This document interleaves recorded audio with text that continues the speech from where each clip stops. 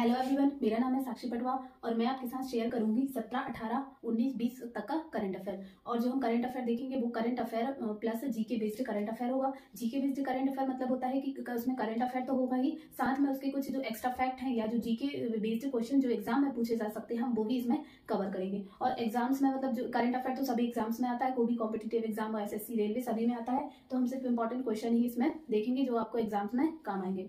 और मैं आपके साथ एक बात और शेयर करना चाहूंगी, बस 2 मिनट लगेगा, उसके बाद हम ये करंट अफेयर शुरू करेंगे कि मैं जो भी करंट अफेयर पढ़ाती हूँ या कुछ भी जो भी एक्स्ट्रा फैक्ट पढ़ाती हूँ उससे उस फैक्ट से रिलेटेड वो मैं बहुत रिसर्च या सर्च करने के बाद ही उसमें से छांटती हूँ कि क्या इंपॉर्टेंट है क्या नहीं है। जो इंपॉर्टेंट रहता है मैं वही पढ़ाती हूँ। और एक और बात है कि मैं बोर्ड पे ना सिर्फ 1 लाइनर फैक्ट ही लिख पाती हूँ, जैसे जितने पॉइंट होते हैं क्वेश्चन आंसर फॉर्म में ही लिख पाती हूँ, क्योंकि बोर्ड में इतना स्पेस नहीं रहता है कि मैं एक्स्ट्रा पॉइंट या कुछ इंपॉर्टेंट पॉइंट है वो भी लिख पाऊँ। और बाकी का जो मैं एक्स्ट्रा पॉइंट रहते हैं वो मैं आपको बोल के समझाने की कोशिश करती हूँ। तो बस यही था आज के लिए, और आइए हम स्टार्ट करते हैं करंट अफेयर।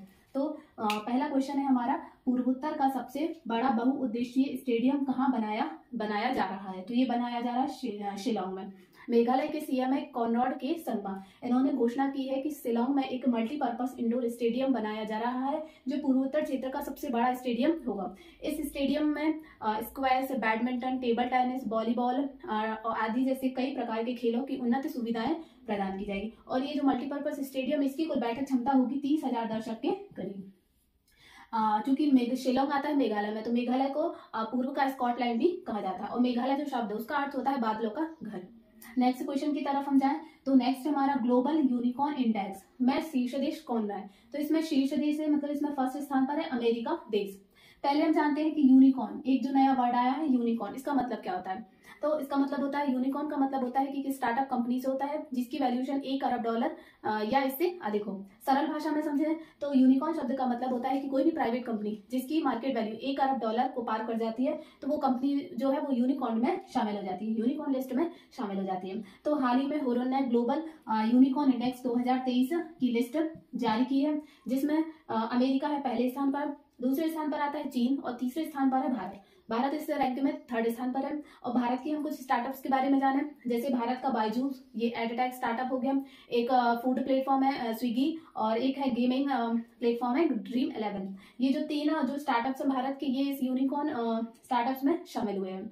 और इस रिपोर्ट के बारे में और जाने तो इस रिपोर्ट में कहा गया है कि बायजूस जो है वो दुनिया के टॉप 10 यूनिकॉर्न स्टार्टअप्स में शामिल है, जो कोविड-19 के पहले से ही इसकी वैल्यूएशन में काफी उछाल देखने को मिला है। तो बायजूस जो स्टार्टअप है इसका कुल वैल्यूएशन आकी गई है $22 अरब, ये इसकी वैल्यूएशन इस लिस्ट में आकी गई है। नेक्स्ट हमारा क्वेश्चन है, कौन सा देश इंटरनेशनल बिग कैट अलायंस का संस्थापक सदस्य बना है? तो नेपाल। तो कुछ दिन पहले ही हमने पढ़ा था कि भारत की पहल के बाद इंटरनेशनल बिग कैट अलायंस की शुरुआत की गई है, और इसकी शुरुआत की थी भारत के प्रधानमंत्री नरेंद्र मोदी ने 9 अप्रैल 2023 को इस गठबंधन को शुरू किया था। और इसका उद्देश्य है कि जो बाघ, चीत, हिम तेंदुए जैसी 7 प्रकार की जो बिल्लियां होती हैं उन प्रजातियों का संरक्षण करना। तो इसका हाल ही में संस्थापक बन गया है नेपाल देश।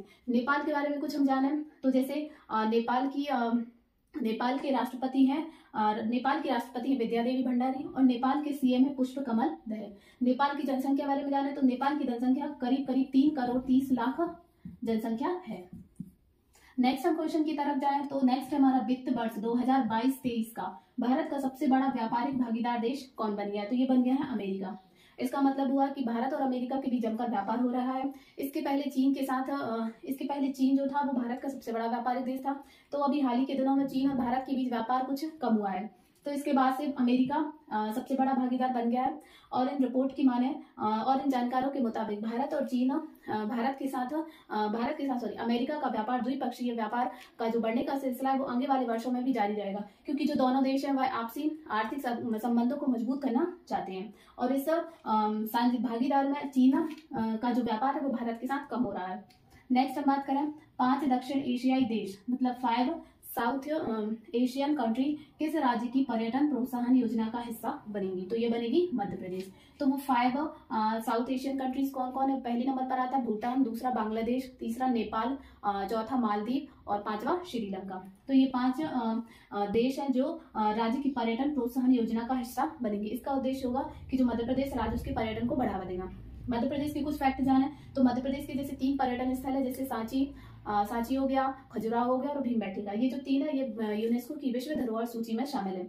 और मध्य प्रदेश में देश के जो कुल 12 ज्योतिर्लिंग है उनमें से 2 मध्य प्रदेश में, एक है महाकालेश्वर, एक है ओंकारेश्वर।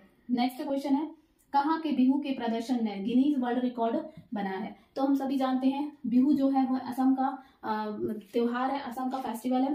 तो इसी ने जो बिहू है इसने गुवाहाटी के बिहू मतलब गुवाहाटी में बिहू का आयोजन किया गया था, बिहू नृत्य का। तो इसने हाल ही में गिनीज वर्ल्ड रिकॉर्ड बनाया। तो इसने किस में बनाया है कि जो इस फेस्टिवल में कुल 11,000 नृत्यकारों मतलब ये है कि इस फेस्टिवल में एक ही स्थान पर 11,000 नृत्यकारों और ढोल वादकों के साथ पारंपरिक नृत्य बिहू का प्रदर्शन किया था गुवाहाटी में, असम के गुवाहाटी में इसका प्रदर्शन किया गया था। तो ये इसी के साथ गिनीज वर्ल्ड रिकॉर्ड में शामिल हो गया है।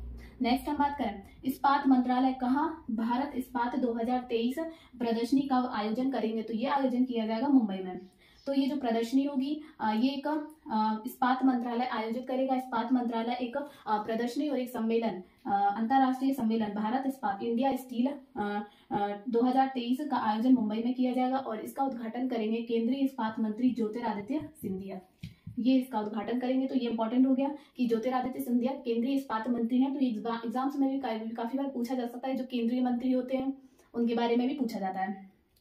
नेक्स्ट हमारा, दुनिया का सबसे बड़ा नार्को देश कौन बना है? तो ये बना है सीरिया। नार्को देश क्या होता है? तो नार्को देश का मतलब होता है उन देशों से होता है जो अपनी अर्थव्यवस्था के लिए नशे के निर्यात पर निर्भर होते हैं, वो नार्को देश कहलाते हैं। तो इसमें सबसे बड़ा देश बना है सीरिया। नेक्स्ट हमारा, Wisden cricketer of the year चुनी जाने वाली पहली भारतीय महिला क्रिकेटर कौन बनी है? तो ये बनी है हरमनप्रीत कौर। ये क्या विजडन क्रिकेटर ऑफ द ये एक पत्रिका है। विजडन जो है वह विजडन दुनिया भर की प्रतिष्ठित क्रिकेट पत्रिकाओं में से एक है। ये Wisden cricketer of the year, इसमें चुनी जाने वाली पहली भारतीय महिला क्रिकेटर बनी है हरमनप्रीत कौर। अब एक क्वेश्चन इसमें ये भी पूछा जा सकता है एग्जाम्स में कि हरमनप्रीत कौर किस खेल से संबंधित है? तो हरमनप्रीत कौर जो है वो क्रिकेट से संबंधित है और ये भारत की है। नेक्स्ट हमारा, किस सरकार ने विकलांग कर्मचारियों के लिए 4% आरक्षण की घोषणा की है? तो ये हाल ही में घोषणा की है महाराष्ट्र में। महाराष्ट्र की कैबिनेट बैठक में ये फैसला लिया गया है कि केंद्र के साथ विकलांग कर्मचारियों को पदोन्नति में 4% आरक्षण दिया जाएगा। केंद्र ने भी ऐसा ही कुछ आरक्षण दिया था 2022 में। नेक्स्ट हमारा, किस राज्य के कुंभम अंगूर को जीआई टैग मिला है? तो जीआई टैग के बारे में भी हम काफी कुछ देख चुके हैं पहले वाले वीडियो में, और इसमें एक कुंभम अंगूर, इसको जीआई टैग मिला है। तो ये है तमिलनाडु का। तमिलनाडु की जो कुंभम घाटी है, कुंभम अंगूर एक कुंभम घाटी हो गई। तो तमिलनाडु की कुंभम घाटी को दक्षिण भारत का अंगूर शहर के नाम से भी जाना जाता है और इसी को मिला है जीआई टैग। मतलब ये अंगूर वहीं का फेमस है और उसको जीआई टैग मिला है। तो आई होप गाइज आपको वीडियो पसंद आया होगा, और आपको यदि पसंद आया तो प्लीज चैनल को सपोर्ट करें एवं वीडियो को लाइक करें, शेयर करें। Thank you.